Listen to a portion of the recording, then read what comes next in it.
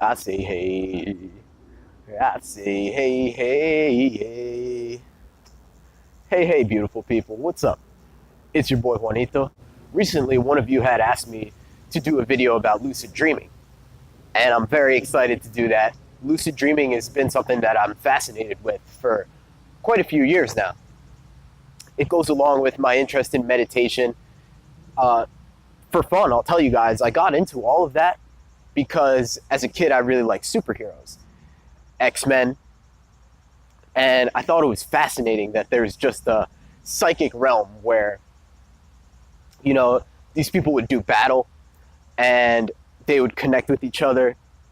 There's so many possibilities in that realm, and it was something that called out to me and really drove my curiosity. Lucid dreaming is a fantastic way to explore that other realm. I feel in a way that we kind of got hustled in this modern culture. We got hustled out of our sleep, out of the other states of mind that there are besides like just being awake and alert and stressed. So if you'll come along with me, let's dive into the brainwave thing once more. We know that we have beta waves. High beta waves are very associated with stress and anxiety. This is where most people are operating from. Even certain substances will get you to this place. Like if you have too much coffee, you might feel jittery and anxious. You might end up in that high beta state. And before we can talk about dreaming and lucid dreaming, we have to talk about sleep. Sleep is something that I feel there's anxiety around sleep for us, especially with the idea that we have to be up at a certain time and we have to be at a certain place at a certain time. We can only come back from that place at a certain time, and then the down regulation, the winding down to sleep, it's like we want to take that opportunity to relax and maybe we'll watch TV, maybe we'll watch videos, but rarely do we use the ability of our brain to downshift into the alpha state, into the theta state. And when we're talking about sleeping, dreaming, learning, memory consolidation, this is where all that magic happens, is in those lower states. We talked a little bit in our other video about how children are primarily in the theta state, and children are the best learners around. Nobody learned faster than a little kid. So let's try and get into that state and use it to further our own evolution.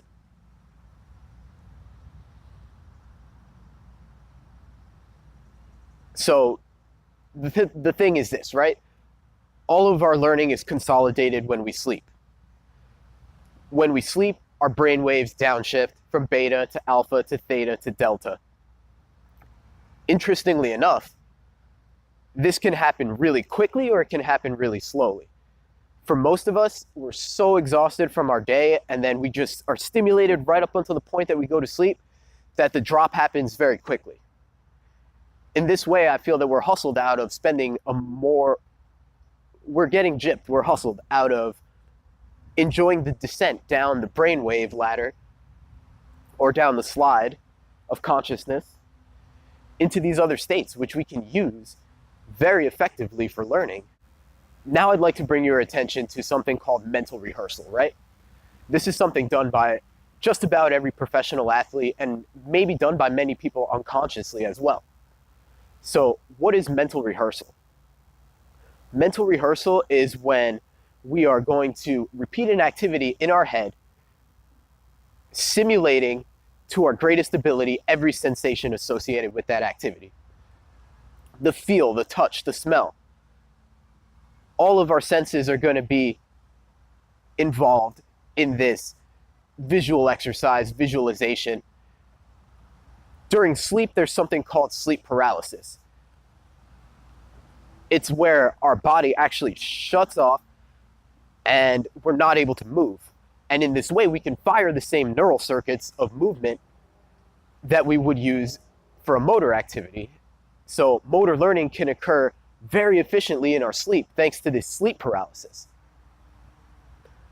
Many of us have experienced being trapped in sleep paralysis. It's a very unpleasant experience, but fascinating when you look into exactly why that occurs evolutionarily, or sleep as a whole for that matter. I mean, it would be much more beneficial If we could get all the same benefits that we get from sleep, which we don't even know all of them, it would be better off if we didn't sleep. We would not get attacked by predators and be vulnerable during the entire nighttime as we are. We sacrifice our ability to move. So thinking about the evolution, we know that it must be something very important that's happening underneath the surface of this sleep process. So mental rehearsal and sleep, the primary opportunity that we would have to go and consolidate all of these memories and for the learning process to really fire up, that down regulation has to occur. So if we can make that happen a little bit more slowly, remain in our awareness as we're going to sleep, we're going to experience something really amazing. We're going to experience the shift from a consciousness that is in our body and scanning the environment to a consciousness that is out of our body, right? Sleep paralysis. Our body is no longer involved. And also out of time, in a sense. The way that linear time passes and the way that time is basically like, it's related to space in a way where time elapses what it takes us to travel space. So if I want to walk from here to there, I gotta travel through time. It's gonna take me a little while to get there.